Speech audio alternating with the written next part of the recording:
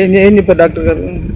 Bottle పెట్టారు, సత్తంపల్లి కూడా సత్తెనపల్లి పంపిస్తున్నారా? అంటే బాగా ఎప్పటి నుంచి అమ్మా? పొద్దుగా ఎక్కడ ఎక్కడ ఉంటారు మీరు? అంటే అసలు ఇక్కడ ఇంకా ఇంకా ఎవరైనా ఇబ్బంది పడుతున్నారా? చాలా మంది సత్తంపల్లి, గుంటూరు. ఎంతమంది ఉంటారు సుమారు? 100 మంది పోయి ఉంటారు. 100 మంది. ఎవరైనా చనిపోవడం కానీ జరిగిందమ్మా? ఏమో తెలియదు. అంటే మీ ఏరియాలో ఏం జరగలేదు అక్క? చనిపోయారు, దేనివల్ల చనిపోయారో తెలియదు. ఈ ఏరియా పేరు మారుతి నగర్. ఎందుకు ఇప్పుడు మీరు ట్యాంకులో నీళ్ళు మార్చుకున్నారు? ఇక్కడ ట్యాప్లన్నీ ఆపేశారు. అంటే దేనికి? డయేరియా అని రావడం వల్ల, వాంతులు విరోచనాలు దానివల్ల రావడం వల్ల ఈ ట్యాప్లు, మున్సిపాలిటీ ట్యాప్లు ఇవన్నీ ఆపేశారు ఇక్కడ. అందుకని మంచి నీళ్ళు ఇప్పుడు మున్సిపాలిటీ వాళ్ళు ట్యాంకర్లు మా వాడుకోవడానికి కానీ. అంటే ఈ ఏరియాలో ఎవరికైనా వచ్చిందా? వచ్చిందండి చాలా మంది. ఎలా అసలు అంటే లక్షణాలు ఎలా ఉంటున్నాయి? లక్షణాలు ఫస్ట్ వాంతులు కానీ విరోచనాలు కానీ మొదలవుతున్నాయి. 4-5 సార్లు రావడంతో ఇంకా పూర్తిగా ఏలబడిపోతున్నారు. హాస్పిటల్కి వెళ్ళినా కానీ అక్కడ ఇంజెక్షన్ చేయకుండా సిలిండర్ పెడుతున్నారు. ఇక్కడ గవర్నమెంట్ హాస్పిటల్లో చూసే వాళ్ళకి తగ్గుతుంది, లేకపోతే గుంటూరు, నర్సాపేట, సత్తెనపల్లి ఇలా పంపిస్తున్నారు.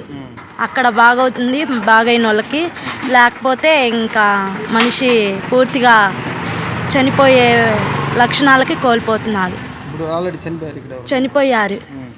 స్కూల్లో మాస్టర్ అయితేనేమి, స్కూల్లో పిల్లలు అయితేనేమి, 5-6, 10 మంది చనిపోయారు. 10-15 మంది చనిపోయారు.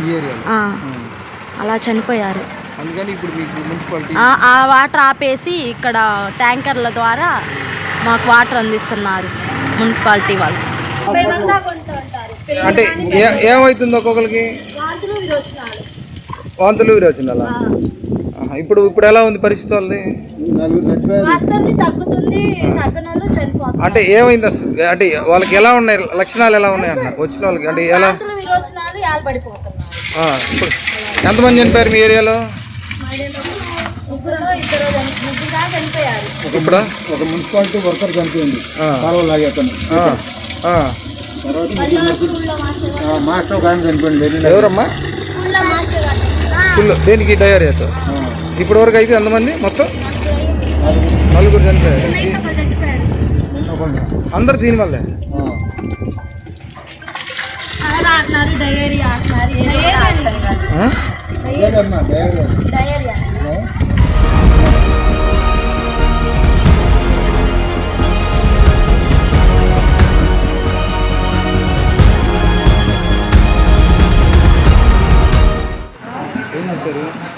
వాంతులు విరోచనాలు తెల్లారగట్ల కానీ అవుతున్నాయి సార్.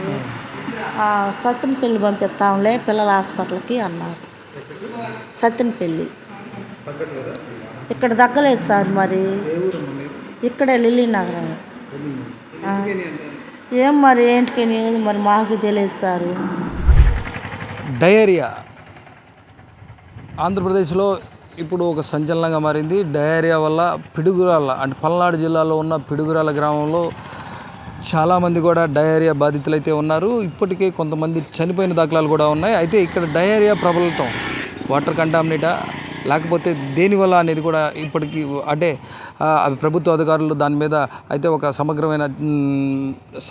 సమగ్రమైన సర్వే అయితే నిర్వహిస్తూ ఉన్నారు. ఇప్పటికే వాటర్ వల్ల కొంత డయేరియా ప్రబలిందని, అందుకనే ఏదైతే ఆ మున్సిపల్ ట్యాప్ వాటర్ని ఆపేసి ఇప్పటికే ట్యాంకర్ల ద్వారా మంచినీటిని అయితే సరఫరా చేసే పరిస్థితి అయితే మనకు కనపడతా ఉంది. అసలు మనం ఏదైతే ఈ డయేరియా ప్రబలిన పిడుగురాళ్ళ గ్రామంలో ఉన్నామో అసలు ఇక్కడ ఎందుకు డయేరియా వచ్చింది, ఏంటి దాని కారణాలు ఏంటి అనే కనుగొనే ప్రయత్నం అయితే చేద్దాం. ఇక్కడ ఇప్పటికే కొంతమంది డయేరియాతో ప్రాణాలు విడిచిన పరిస్థితి కనపడింది. విపరీతమైన విరోచనాలు, వాంతులతో పిల్లలు అలానే వృద్ధులు కొంత ఎక్కువగా అయితే దీని ప్రభావానికి లోనవుతున్నట్లుగా కూడా మనకి ప్రజలు చెప్తున్న పరిస్థితి అయితే మనకు కనపడతా ఉంది. వీటన్నిటినీ కనుక చూసుకున్నట్లయితే ఇప్పటికే ఇక్కడ అంటే ఏదైతే ఇప్పుడు మనం హాస్పిటల్లో ఒక పిహెచ్సి సెంటర్ వద్ద ఉన్నాం, లెనిన్ నగర్లో పిడుగురాళ్ళలోని లెనిన్ నగర్లో ఉన్న పిహెచ్సి సెంటర్ వద్ద అయితే ఉన్నాం. అక్కడ అక్కడ సరిపోక అంటే ఇక్కడ ఉన్న ఎఫిషియన్సీ అంటే డాక్టర్ల కొరత వల్ల కావచ్చు, అలానే ఇక్కడ ఉన్న డాక్టర్ అంటే కొంత సీరియస్ అయిన వారిని కూడా జిల్లా హాస్పిటల్కి తరలించిన పరిస్థితి అయితే మనకు కనపడతా ఉంది.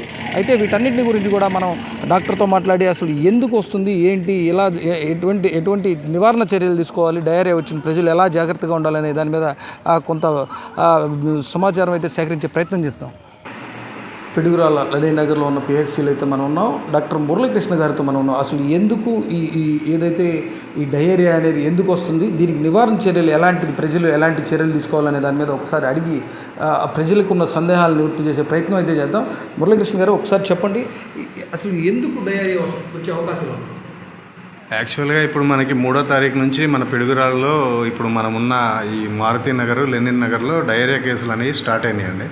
3వ తారీఖు నుంచి ఇప్పటికి మనకి ఒక 70 నుంచి 80 కేసుల దాకా వచ్చినాయి. వీటిలో మ్యాక్సిమం ఏంటంటే కొంచెం లైట్ వామిటింగ్స్, కొంచెం మోషన్స్ అవుతున్నాయి. వీటితో కాంప్లికేషన్స్ ఆల్రెడీ కొంచెం దీర్ఘకాలిక వ్యాధులు ఉన్నవాళ్ళు కొంచెం ఇబ్బంది పడ్డారు. దాంట్లో మన దగ్గర ఏమాత్రం మనం ట్రీట్మెంట్ ఇస్తున్నాము, కొంచెం ఏమన్నా కాంప్లికేషన్స్ మనం ఫైండ్ అవుట్ చేస్తే ఏరియా హాస్పిటల్ నర్సాపేటకు మనం పంపిస్తున్నాం, రిఫర్ చేస్తున్నాం.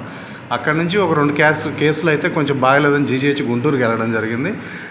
అక్కడ దురదృష్టవశాత్తు వాళ్ళకి వేరే కోమార్బిడిటీస్ అంటే ఇవి కాకుండా వాళ్ళకి ఆల్రెడీ బైపాస్ అయ్యి ఉండడము, అట్లా వాళ్ళు కొంచెం తట్టుకోలేక ఒక 2 కేసులు అయితే డెత్ అవ్వడం జరిగింది. వీటన్నిటికీ కారణం మేమైతే అనుకోవడం వాటర్ ఇదే అని అనుకుంటున్నాము, వాటర్ కంటామినేషన్. మన దగ్గర అయితే అన్ని మందులు అవైలబుల్ ఉన్నాయి. ఇప్పుడు కూడా మన దగ్గర వార్డులో 10 మంది ఉన్నారు. పొద్దున్న నుంచి 15 మంది వచ్చారు. మనం అందరికీ ట్రీట్మెంట్ ఇస్తున్నాము. అందరికీ మా యొక్క సలహా ఏంటంటే మీరు మినరల్ వాటర్ తాగినా, బోర్ వాటర్ తాగినా, ఏ వాటర్ తాగినా కాచి చల్లార్చిన నీరు మాత్రమే తాగాలని మా ఆరోగ్య శాఖ వారి ఇదండి. దీంతోపాటు ఏంటంటే మీకు మా సేవలు ఎప్పుడు పగలు ఒక 3 డాక్టర్లను ఇక్కడ అందుబాటులో పెట్టాము. నైట్ టైం కూడా మేము ఒక 2 డాక్టర్ని, ఒక స్టాఫ్ నర్స్ని, ఫార్మసిస్ట్ని, మా స్టాఫ్ అందరూ ఉన్నారు. దీంతోపాటు హౌస్ టు హౌస్ సర్వే, ఈ మారుతి నగరు, లెనిన్ నగర్లో సర్వే కూడా చేపిస్తున్నాము. ఇంటింటికి తిరిగి ఏమన్నా ఈ డయేరియా పీడితులు ఎవరన్నా ఉంటే వాళ్ళని ఫైండ్ అవుట్ చేసి లైట్గా సిమ్టమ్స్ ఉంటే వాళ్ళకి అక్కడే ట్రీట్మెంట్ ఇచ్చేటట్టు, లేకపోతే ఇక్కడికి తెప్పించుకొని మనం ఇక్కడ ఐవి ఫ్లూయిడ్స్ ఎక్కించడం కానీ, సిఫరాను మెట్రోజిల్ ఎక్కించడం కానీ, దాంతోపాటు ట్యాబ్లెట్స్ ఇచ్చి పంపించడం జరుగుతుంది. అప్పటికి ఏమన్నా సీరియస్ కేసులు మనం ఫైండ్ అవుట్ చేస్తే వెంటనే రిఫర్ చేస్తున్నాము. ఇక నుంచి జాగ్రత్తగా ఉండాలని, కొంచెం తాగే నీటిని, తినే ఆహారం పైన ఈ 3-4 డేస్, రాబోయే 3-4 డేస్ ఏంటంటే మన ఈ చుట్టుపక్కల ఉన్న వాళ్ళు కూడా తేలిగ్గా అరిగే ఆహారం అంటే కారాలు, పచ్చళ్ళు, మసాలాలు అటువంటివి కొంచెం అవాయిడ్ చేసి శుద్ధి నీటిని బాగా బాయిల్ చేసి మాత్రమే తాగాలని కోరుకుంటున్నాం. దీర్ఘకాలిక రోగాలు ఉన్న వాళ్ళు ఉన్నారు, అంటే షుగరు, బీపీలు అంటారు, వాళ్ళకి కూడా ఏమన్నా కొంచెం అంటే వాళ్ళకి కూడా ఇబ్బంది జరిగే పరిస్థితి? అందరూ అప్రమత్తంగా ఉండాల్సిందేనండి. మెయిన్గా చిన్నపిల్లలు 60 పైబడిన ముసలివాళ్ళు, ప్లస్ మామూలుగా ఈ ఎటువంటి సిమ్టమ్స్ ఉన్న వాళ్ళైనా ఈ 10-15 రోజులు మేము ఇచ్చే అడ్వైజ్ ఏంటంటే మీరు ఏ వాటర్ తాగినా సరే బాగా కాచి చల్లార్చిన నీళ్లు మాత్రమే తాగాలని మా అడ్వైజ్ అండి. దీంతోపాటు మేము ఇచ్చిన ట్యాబ్లెట్స్ వేసుకుంటూ మా పిఎస్సికి వచ్చి రెగ్యులర్గా చెకప్స్ చేసుకుంటూ ఉంటే ఎటువంటి ఇబ్బంది లేదని ఆశిస్తున్నాం. అప్రమత్తంగా ఉండాలి, కాచి చల్లార్చిన నీటినే తాగాలి. అంటే ఇప్పటికే 5 రూపాయల క్యాను అంటే అలాంటి మినరల్ వాటర్ వాడే పరిస్థితి ఉన్నప్పటికీ కూడా ఆ వాటర్ను కూడా కాచి చల్లార్చిన తర్వాతే తాగినట్లయితే ఏదైతే ఈ డయేరియా ఉందో దాన్ని కొంచెం ప్రివెంట్ చేసే అవకాశాలు ఎక్కువగా ఉన్నాయని కూడా చెప్తూ ఉన్నారు. అయితే ఇంటి చుట్టుపక్కల ఉన్న వాతావరణాన్ని కూడా పరిశుభ్రంగా ఉంచుకోవాలని చెప్తున్నారు. అలానే మనం తీసుకునే ఆహారం కూడా కొంచెం వేడి ఆహారం, అలానే కొంత శానిటేషన్ పరంగా కూడా కొంత ఈగలు వాలకుండా అలాంటి కొంచెం ఆ ప్రికాషన్స్ అన్నీ తీసుకొని కూడా కొంత జాగ్రత్తగా ఉన్నట్లయితే డయేరియాని నివారించవచ్చని మనతో చెప్తా ఉన్నారు. న్యూస్ 18 కోసం రఘు. పిడుగురాళ్ళ పట్టణంలో ముఖ్యంగా మనకి లెనిన్ నగర్ మరియు మారుతి నగర్ ఏరియాలో ఈ డయేరియా కేసులు వస్తున్నాయి మనకి. సో వాటిని కేసుల పరిస్థితి ఏంటి, ఎలా ఉన్నాయి, కారణాలు ఏంటి అని తెలుసుకోవడం కోసం మా మెడికల్ డిపార్ట్మెంట్ నుంచి మేము, అలాగే మా వెటర్నరీ డిపార్ట్మెంట్ నుంచి, మా డిగ్రీ నుంచి వచ్చున్నాము. అలాగే నిన్న కూడా మేము వచ్చాము. నిన్న కూడా వాటర్ శాంపుల్స్ కొన్ని ఈ మారుతి నగర్లో కలెక్ట్ చేసాము, అలాగే ఈ లెనిన్ నగర్లో కలెక్ట్ చేసాము. ఈ శాంపుల్స్ అన్నీ మేము గుంటూరులో ఉన్న మా రీజనల్ ల్యాబ్కి పంపించాము. ఆ రిపోర్ట్స్ మాకు దగ్గరగానే ఎల్లుండిగా వస్తాయి. ముఖ్యంగా మేము గమనించింది ఏంటంటే ఈ ఈ రెండు ఏరియాల్లో కూడాను కామన్గా ఉన్న పాయింట్ ఏంటంటే ఎక్కువ మంది 90% హౌస్లు అందరూ కూడాను ఈ ఆర్ఓ వాటర్ తాగుతున్నామని కంప్లైంట్ చేస్తున్నారు. సో ఆర్ఓ అంటే మున్సిపల్ వాటర్ కాకుండా ఎక్కువ మంది ఆర్ఓ వాటర్ తాగుతున్నాము. సో దానివల్ల కూడా వస్తున్నాయన్న కారణం ఉద్దేశం ఉండొచ్చు అన్న ఉద్దేశంతో వాళ్ళ కాడ కూడా మేము వాటర్ శాంపుల్ తీసుకున్నాము.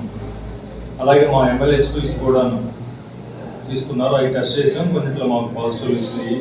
అలాగే నా పక్కన మున్సిపల్ కమిషనర్ గారు ఉన్నారు, కమిషనర్ గారికి కూడాను ఈ రిపోర్ట్ గురించి చెప్పాను. సో కమిషనర్ గారు వాళ్ళ మీద యాక్షన్ తీసుకోవడం ఒకటి, రెండోది ఈ ఈ ఎఫెక్టెడ్ ఏరియాలకి వేరే చోట నుంచి వాటర్ సప్లై చేయిస్తానని మాట ఇచ్చారు. అలాగే రెండోది మన ఏరియాలో నేను ముఖ్యంగా గమనించింది ఏంటంటే ఎస్పెషల్లీ మన శానిటేషన్ అనేది ఈ డ్రైనేజెస్ బాగా బ్లాక్ ఉన్నాయి. సో ఎందుకంటే ఇప్పుడు మనకి వానలు పడడం అనేది స్టార్ట్ అయింది, ఇంకా మనకి ఉధృతంగా కొద్ది వానలు రావడము ఎన్ని జరుగుతున్నాయంటే మనకి డెంగ్యూ కేసులు కూడా ఎక్కువగా వచ్చాయి ప్రమాదం.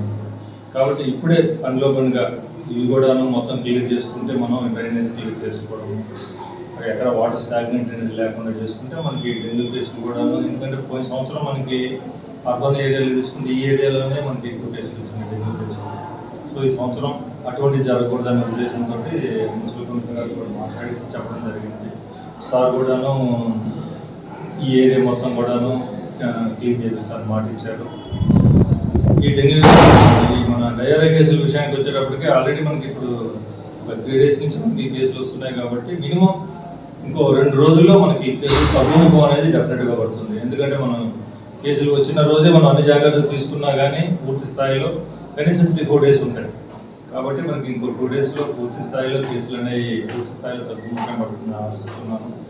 అప్పటి వరకు ఆల్రెడీ ఇప్పుడు 2 చోట్ల మెడికల్ క్యాంపులు పెట్టుకున్నాం, మహబూబ్నగర్లో పెట్టాము, ఇంకోటి నగర్లో కూడా పెట్టుకున్నాము. కాబట్టి 2 చోట్ల కూడాను 24/7 మెడికల్ క్యాంప్స్ అవుతున్నాయి, డాక్టర్ గారు ఉన్నారు, మిగతా స్టాఫ్ ఉన్నారు. అలాగే UPSC పరిధిలో కూడాను ఇక్కడ కూడా మేము వైద్యం చేస్తున్నాం.